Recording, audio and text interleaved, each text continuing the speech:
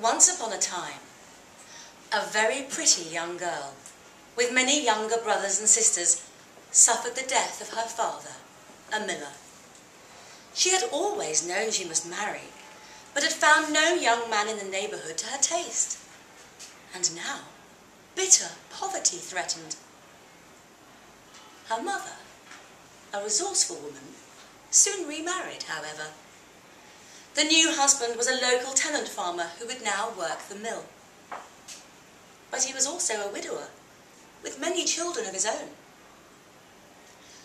The mother suggested to her oldest daughter, Catherine, or Kitty, as she was called, that she seek work as a servant, since the house had become so crowded. Kitty cheerfully agreed. "I shall miss my brothers and sisters," said she, "but I can often visit if I find a place nearby. And perhaps I can take some company to remind me of my dear home." And so, accompanied by Pussy, her favourite of all the cats that played and hunted about the mill, Kitty visited the neighbouring farms, seeking work. Domestic service was not needed, however, neither on any farm, nor in the village, nor even in the nearby market town.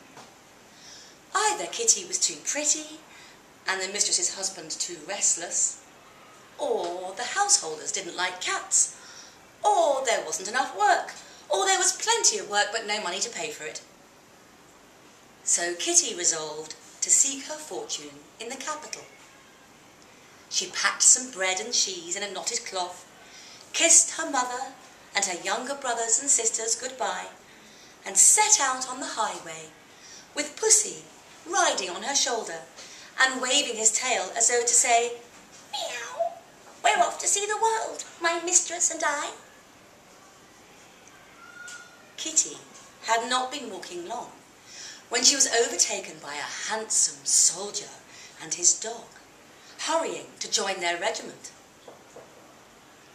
When the soldier saw Kitty's round arms and laughing blue eyes, he decided his regiment was not in so much hurry as all that. He slowed his pace to walk beside her.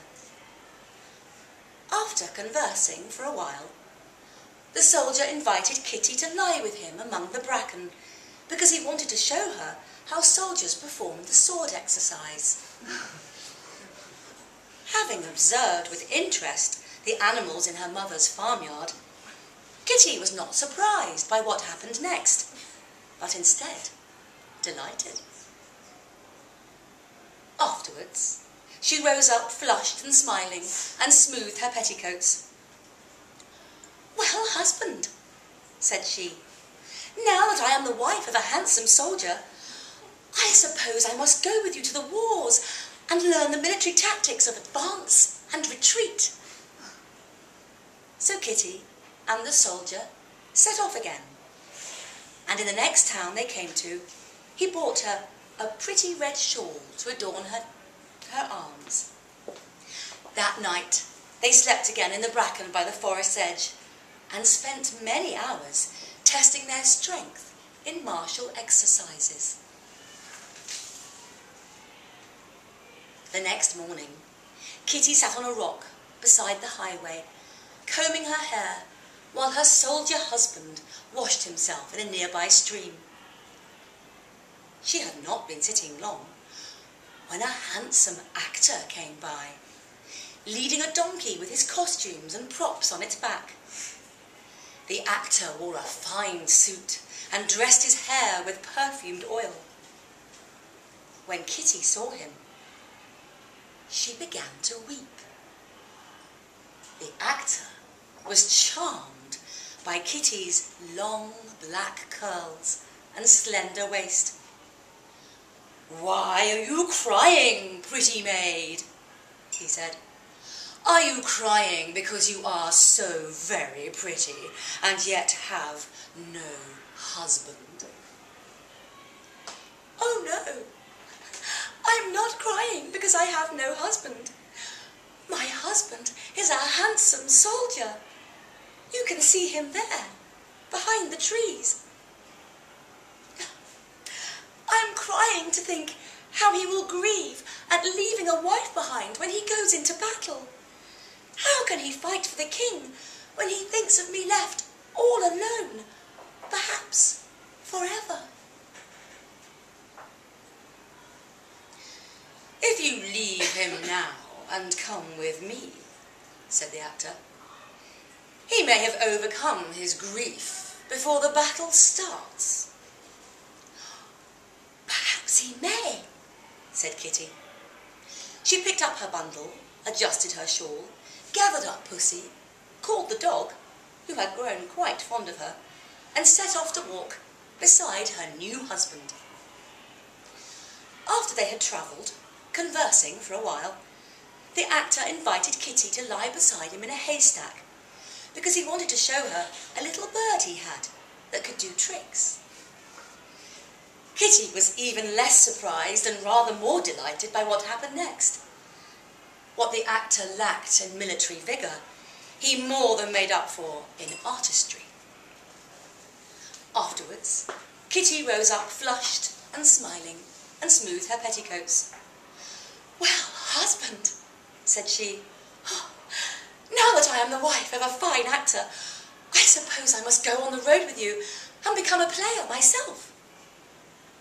So Kitty and the actor set off again, with Pussy, the dog, and the donkey. The actor taught Kitty how to curtsy like a great lady in a court play. And in the next town they came to, he bought her pretty red shoes to match her shawl. That night, they slept in the stable of an inn and spent the hours rehearsing love scenes of every kind.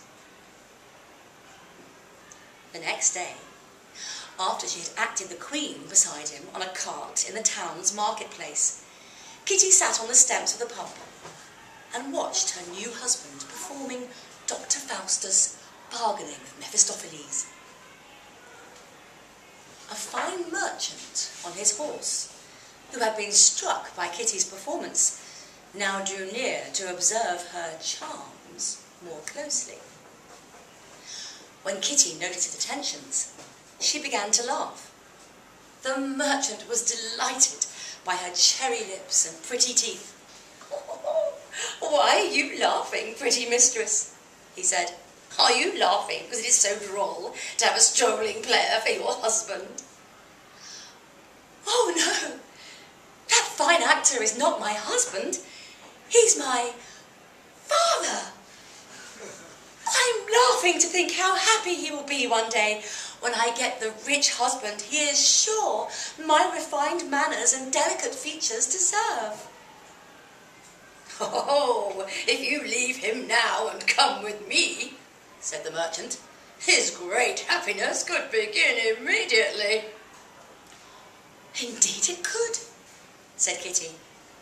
She picked up her bundle, slipped her shoes back on, adjusted her shawl, called to Pussy and the dog, and set off beside her new husband, riding on the donkey. They travelled on, conversing with refined good cheer. But the merchant did not invite Kitty to lie beside him until they reached the next town, where he bought her a new dress and a golden necklace. Once alone together in the inn's best bedroom, the merchant promised to show Kitty another valuable gift. Kitty was far from surprised, but deeply gratified by what happened next. What the merchant lacked in vigour or artistry, he more than made up for in substantial assets. Afterwards, Kitty rose up, flushed and smiling, and smoothed her petticoats. "Well, husband," said she, "now that I am the wife of a fine merchant, I suppose I must travel the world with you and learn to buy and sell." So, the next morning, after a night spending exchanging a number of valuable presents, she and her merchant husband set off again, with Pussy, the dog, the donkey, and the horse. The merchant was travelling to the capital to complete some business, but stopped on the way to collect what was owing on another contract. While Kitty waited for him in the road, sitting prettily side-saddle on the donkey beside the merchant's great saddle-horse, a nobleman came driving by in a coach and four. When Kitty saw the coach, she began to frown and tap her chin with one finger. The nobleman, who was delighted by Kitty's smooth, round chin and dainty hands, ordered his coachman to stop. "Why are you frowning, pretty maid?" he said. "Are you frowning because it is so tedious waiting when your father is a man of business?" "Oh, no, that great merchant is not my father. I am his ward. And I'm frowning to think that my guardian, who has taught me the secrets of buying and selling, expects me somehow to acquire a great house and land and a coach like yours. What asset could I ever hope to exchange for such wealth as he expects?" "I think I know of one," said the nobleman. "If you leave your guardian now and come with me, he will be as proud of your business abilities as he must already be of your assets." "I believe he will," said Kitty. She helped the footman tether the horse and donkey behind the coach, called to Pussy and the dog, and climbed in to sit beside her new husband. They travelled on, conversing freely with aristocratic ease. When they reached the capital and the nobleman's grand town house, the nobleman presented Kitty with jewels and a fur-lined cloak, before inviting her to join him in his private apartments, where he proposed to introduce Kitty to an important member of the family. Kitty was eagerly expectant and as delighted as she could have wished by the introduction. The nobleman lacked neither vigour nor artistry. His assets were substantial, and the family member whom he introduced was as long-lived and upstanding as his family was noble and ancient. Afterwards, Kitty rose up flushed and smiling and smoothed her petticoats. "Well, husband," said she, "now that I am the wife of a great nobleman, I suppose I must visit the court with you and learn to say hello to the king." So, next morning, after a night in which a number of other lengthy and delightful introductions were made, Kitty asked her new husband whether they might set off for court that very day. "I will be happy to take you, my dear," said the nobleman, "after we are well and truly married by the priest. But I must warn you that the king is old and deaf and nearly blind. His assets may be substantial, but he is far from generous with them. Nor is his family so long-lived as mine. Your donkey and the horse are well settled in my stables, and I have grown quite fond of Pussy and the dog. I think you should remain with me, my dear. I have many other introductions I wish to perform." "Isn't it odd how things turn out?" Kitty said. "I always knew I must marry, but found no young man in our neighbourhood to my taste. And yet my mother quickly got a new husband to help her grind her corn.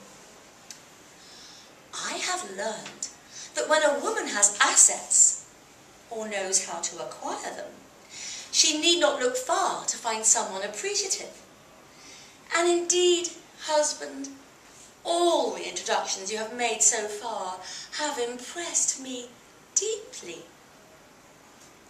And so Kitty and her nobleman lived happily ever after, even when the old king died, and was succeeded by his handsome young nephew, who not only possessed military vigour, artistry, and substantial assets, but was also rumoured to please ladies greatly with the quickness of his tongue.